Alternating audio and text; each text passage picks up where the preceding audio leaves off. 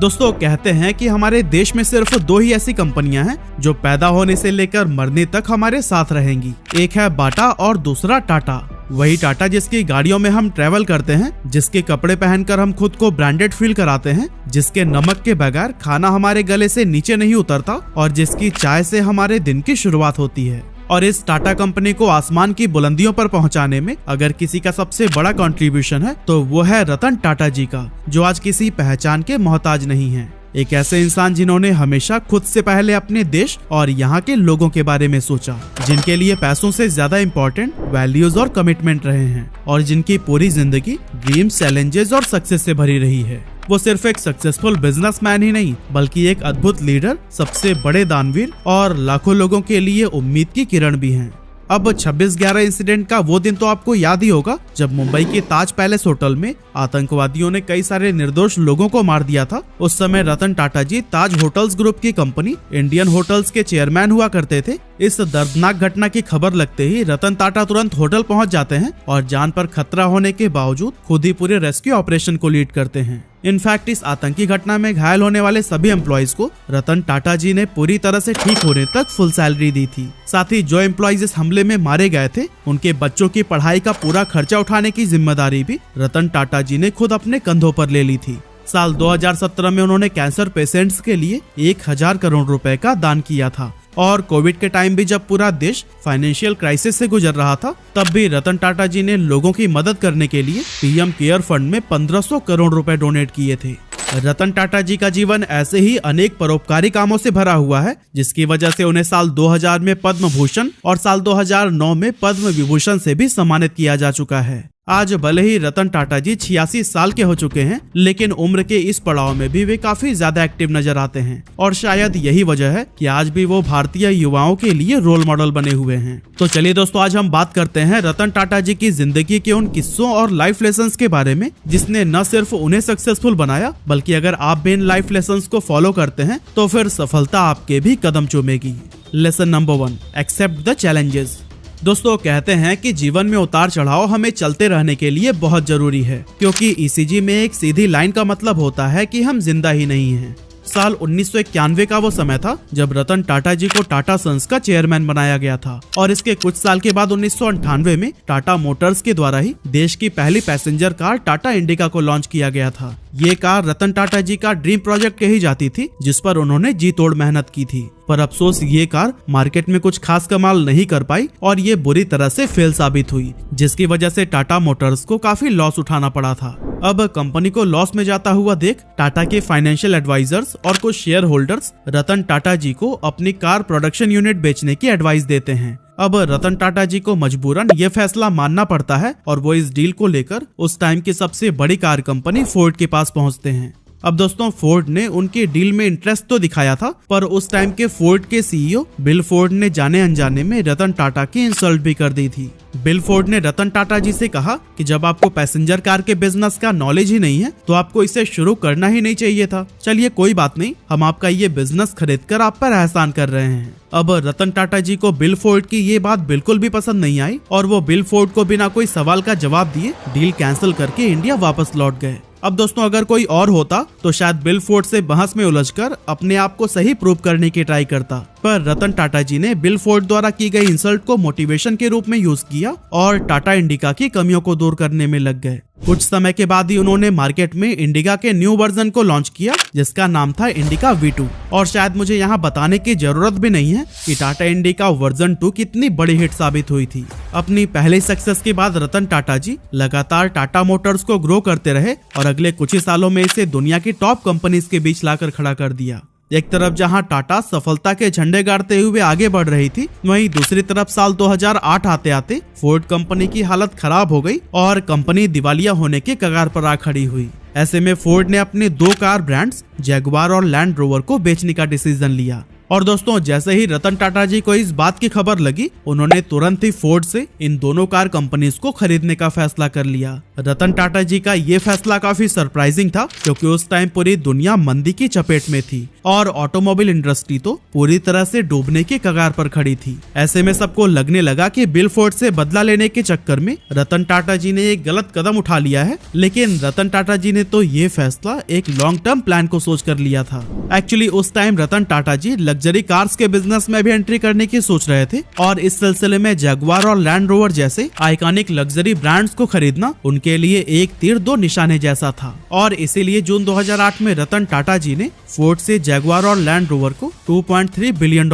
में खरीद लिया था। कहा जाता है कि जब रतन टाटा और बिल फोर्ड के बीच ये डील हो रही थी, उस समय बिल फोर्ड ने रतन टाटा जी से वही बात दोहराई जो उन्होंने रतन टाटा को पहले भी कही थी, लेकिन इस बार उसमें थोड़े से चेंजेस थे। इस बार बिल फोर्ड के शब्द थे कि आप हमारी ये कंपनी खरीदकर हम पर एहसान कर रहे हैं। अब दोस्तों यहाँ रतन टाटा जी ने अपने इमोशंस को अपना मोटिवेशन बनाकर अपने अपमान का बदला ले लिया था। हर इंसान को रतन टाटा जी से सीख लेनी चाहिए। हमें भी अपने इमोशंस, गुस्से को मोटिवेशन की तरह यूज करना चाहिए ताकि हम भी सक्सेस को अचीव कर सके।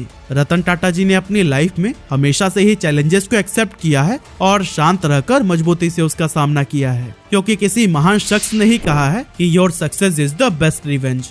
Lesson number 2, believe in yourself. दोस्तों जब रतन टाटा जी ने फोर्ड की दोनों कंपनीज जगुआर और लैंड रोवर को खरीदने का डिसीजन लिया, उस समय उनके इस डिसीजन के विरोध में भी कई आवाजें उठी, क्योंकि लोगों का ऐसा मानना था कि एक इंडियन कंपनी लग्जरी कार्स के बिजनेस को नहीं चला सकती। अब साल 2000 में जब रतन टाटा जी ने टेटली नाम की ब्रिटिश टी कंपनी को खरीदने का डिसीजन लिया था, तब भी उन पर कई सारे सवाल उठाए गए थे। पर रतन टाटा जी को लोगों से ज्यादा अपने फैसले पर भरोसा था और उसी भरोसे के दम पर ही उन्होंने हर विरोधी को गलत साबित करके दिखाया। जरा सोचिए, अगर रतन टाटा जी उस समय लोगों की बात मान लेते और इन दोनों बिजनेसेस में अपना हाथ नहीं डालते, तो क्या टाटा आज उस मुकाम पर होती जहां हम उसे आज खड़ा देखते हैं? टाटा के पास आने के बाद जगुआर और लैंड रोवर की सेल्स काफी पॉजिटिव डायरेक्शन में आ गई है और ये दोनों कंपनीज टाटा मोटर्स के लिए काफी प्रॉफिटेबल भी हुई है। वहीं अगर बात टी कंपनी टेटली की करें, तो फिर 1990 में टेटली लिप्टन के बाद से वर्ल्ड का सेकंड लार्जेस्ट टी ब्रांड था, जबकि टाटा टी वर्ल्ड की लार्जेस्ट टी प्रोड्यूसिंग कंपनी थी। टी प्रोड्यूसिंग का मतलब चाय पत्ती बनाती तो थी, लेकिन उसे किसी ब्रांड के अंडर नहीं बेचा जाता था। ऐसे में रतन टाटा जी ने नोटिस किया कि पूरे भारत में 50 से ज्यादा टी गार्डन होने के बावजूद भी उनकी अपनी कोई पहचान नहीं है। और यही वजह थी कि जब टेटली के मालिकों ने अपने ब्रांड को बेचने का फैसला किया, तो फिर रतन टाटा जी ने तुरंत इस मौके का फायदा उठाया और 271 मिलियन यूरोज में टेटली को खरीद लिया। यह किसी भी इंडियन कंपनी के द्वारा किसी भी इंटरनेशनल ब्रांड का सबसे बड़ा एक्विजिशन था, जिसके साथ टाटा टी इंटरनेशनल लेवल पर न सिर्फ सेकंड लार्जेस्ट टी कंपनी बनी, बल्कि ये यूनिलीवर और लॉरी जैसे ग्लोबल कंपनीज की भी आंख में आंख मिलाकर उनके साथ कंपटीशन में शामिल हो गई। दोस्तों रतन टाटा जी का एक बहुत फेमस स्टेटमेंट है कि I don't believe in taking right decisions, I take decisions and make them right. यानी कि मैं सही फैसले लेने में विश्वास नहीं रखता, मैं फैसले लेता हूँ और फिर उन्हें सही बनाता हूँ।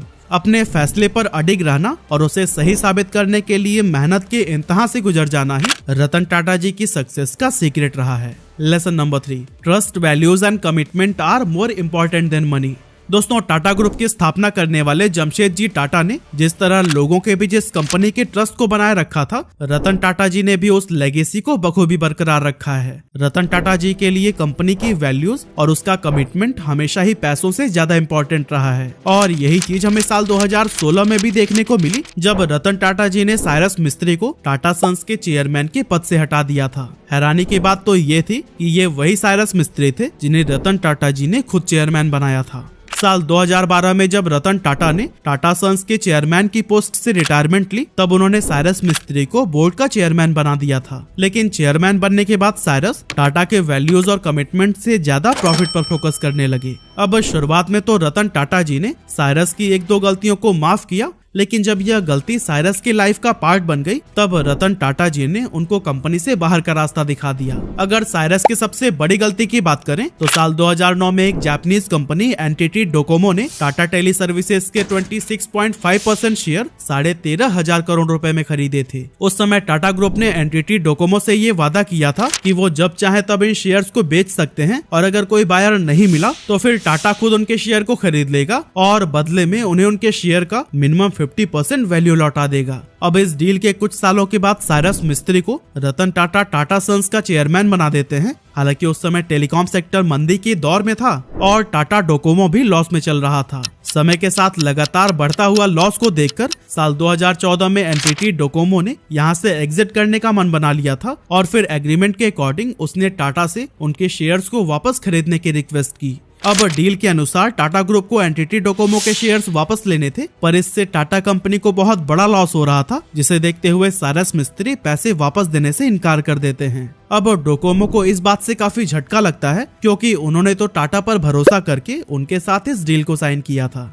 ऐसे में डोकोमो ने इस बात से नाराज होकर टाटा के खिलाफ इंटरनेशनल कोर्ट में धोखाधड़ी का लीगल केस फाइल कर दिया। और दोस्तों, जब रतन टाटा जी तक यह बात पहुंची तब उन्हें बहुत बुरा लगा, क्योंकि उन्होंने जिस टाटा ग्रुप को ट्रस्ट और रेप्यूटेशन पर खड़ा किया था, साइरस मिस्त्री के इस एक फैसले से ही उसकी छवि पर दाग लग गया था। टाटा पर लगे इस दाग को हटाने के लिए रतन टाटा जी ने साइरस मिस्त्री को साल 2016 में टाटा ग्रुप के चेयरमैन की पोजीशन से हटवा दिया और उन्हीं के ही कहने पर टाटा ग्रुप के द्वारा साल 2017 में डोकोमो को $1.27 बिलियन का पेमेंट भी किया गया। दोस्तों, रतन टाटा जी का मानना है कि एक बिजनेस हमेशा ही ट्रस्ट के ऊपर चलता रहा है और अगर ट्रस्ट ही नहीं रहेगा तो वह बिजनेस लंबे समय तक नहीं चल पाएगा। इसीलिए कभी भी टेम्पररी प्रॉफिट के लिए अपनी वैल्यूज को नहीं भूलना चाहिए। Lesson number 4, business for philanthropy. दोस्तों, आज टाटा ग्रुप के पास लग्जरी कार बनाने वाली लैंड रोवर और जैगुआर है। वह एयर इंडिया की मालिक है। देश के टॉप टेक कंपनीज में अपनी जगह बनाने वाली टीसीएस भी टाटा ग्रुप की ही है। इनफैक्ट चाहे नेट वर्थ की बात करें या फिर प्रॉफिट की, रतन टाटा जी का टाटा ग्रुप हमेशा मुकेश अंबानी के रिलायंस से आगे ही रही है। लेकिन ध्यान देने वाली बात यह है कि इतना सब कुछ होने के बाद भी आखिर क्यों रतन टाटा जी का नाम आज तक देश के सबसे अमीर बिजनेसमैन की लिस्ट में नहीं आया। हालांकि इस सवाल का जवाब एक इंटरव्यू में देते हुए रतन टाटा जी कहते हैं कि मुकेश अंबानी एक बिजनेसमैन है और मैं एक इंडस्ट्रियलिस्ट हूँ। एक बिजनेसमैन होने के नाते अंबानी चाहते हैं कि इंडियन इकोनॉमी सुपर पावर बने और एक इंडस्ट्रियलिस्ट होने के नाते मैं चाहता हूँ कि भारत में कोई भी गरीब न रहे और मेरे देश में भुखमरी से किसी की मौत न हो। दोस्तों, रतन टाटा जी का ये जवाब उनकी मानसिकता और दरियादिली को दिखाता है। आज टाटा ग्रुप का major share holders Tata sons है, यानी कि टाटा कंपनी जितने भी पैसे कमाती है वो टाटा सन्स के पास ही जाता है और इस टाटा सन्स का भी 66% हिस्सा टाटा फैमिली होल्ड करती है। इस तरह से अगर देखा जाए तो रतन टाटा जी के पास बहुत पैसे होने चाहिए, लेकिन ऐसा है नहीं, क्योंकि टाटा सन्स के पास जितना भी पैसा आता है उसका 84% चैरिटी में चला जाता है। इनफैक्ट आज रतन टाटा जी की नेटवर्थ सिर्फ और सिर्फ 3800 करोड़ रुपए है, जो कि अंबानी और अडानी के कंपैरिजन में कुछ भी नहीं है। बाकी आप रतन टाटा जी के इस दरियादिली को लेकर अपना ओपिनियन क्या रखते हैं, हमें कमेंट करके जरूर बताइएगा।